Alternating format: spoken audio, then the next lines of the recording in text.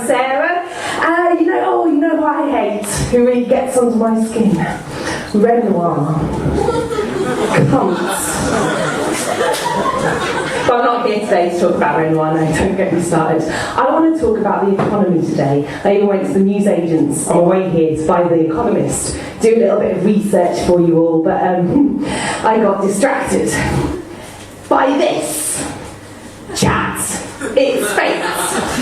It's a psychic magazine. So it's like The Economist, but magic.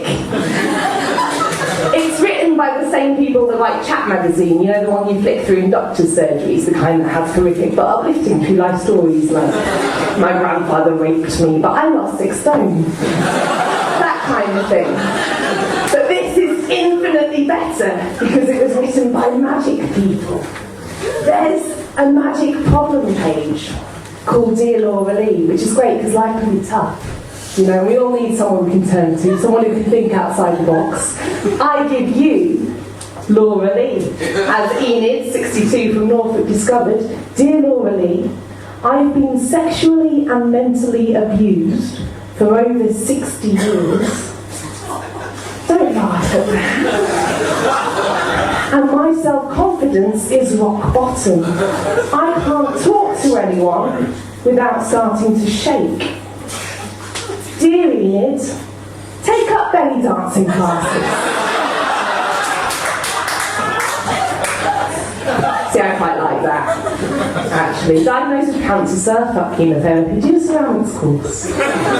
Miscarriage, madam, try finger painting. That's what we want, isn't it? 60 years of abuse now. Still, we all have problems. My boyfriend, who I was living with for quite a few years in Sheffield, he left me earlier this year to go and live in the Sudan, which is enough to make a girl feel kind of insecure, you know. And I understand he had a chance to experience a rich culture and make a huge difference to lives torn apart by genocide and famine. But I've got a great whack. What's he playing at? Gay, thank you. Gay, maybe. Been watching the news recently, though. Don't know how up to date you all are with your Sudanese current affairs, but the Hague's issued a warrant for the president's arrest, and I'm not going to go into detail here. Nutshell, it's all going a bit tits up. Ooh, escalating violence in the area, darling. Threats made to aid workers. Are you running for your life? Should have thought about that before you left me. Of course, I don't want to imply that I've been manipulating world events just to get revenge on the ex-boyfriends. Learned that lesson from Kosovo. Genocide's hard. No, I'm quite lazy. My favourite part in this magazine, possibly my favourite thing ever, is the regression problem page. Dear Madeline, where Jenny Smedley tunes into your past lives through her 16th century guide, Madeline. Dear Madeline, says Emma, 18, from Pontefract. Sounds bonkers, I'm sure it won't. But I'm absolutely terrified of clowns and balloons. Is it past life related?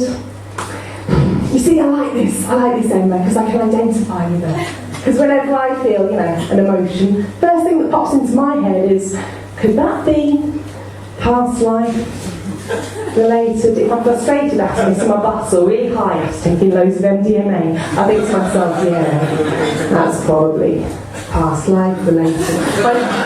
My friends don't agree. Madeline would. Dear Emma, to most, clowns and balloons symbolise celebration and comedy, but to you, they're a terrible reminder of the time you were a human sacrifice in ancient Hawaii.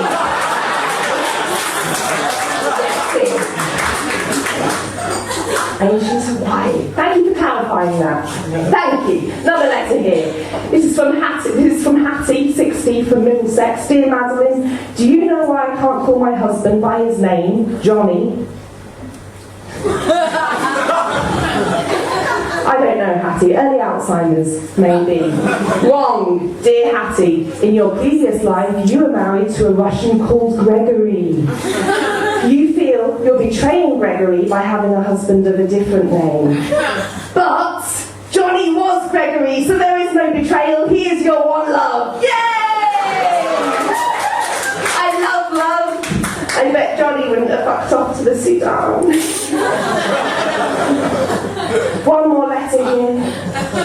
Oh, it was I love Shoreditch. It was my birthday recently, like in the past year or so. And I went to a pub in the area, and we had a lovely day, far better than my birthday last year, which was mostly spent in a doctor's surgery in Thailand, waiting for the results of my HIV test. Which was, wasn't bad. I'm fine, it's all right. It's not really. I needed the test because I'd been working with some orphans in Phnom Penh for about 6 months who were all HIV positive, and I'd had unprotected sex with half of them. So thought I'd better be safe than sorry.